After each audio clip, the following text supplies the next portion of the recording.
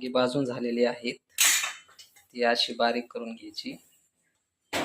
बारीक झाल्यावर मिरच्या 4-5 अशा बारीक करायच्या. परत कांदा बारीक करायचा, टमॅटो बारीक करून घ्यायची, तेल टाकून घ्यावे.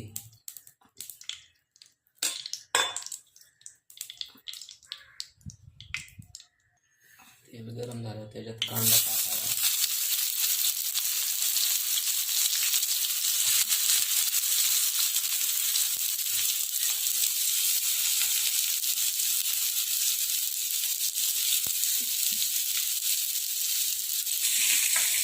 कांदा हा चांगला परतावा.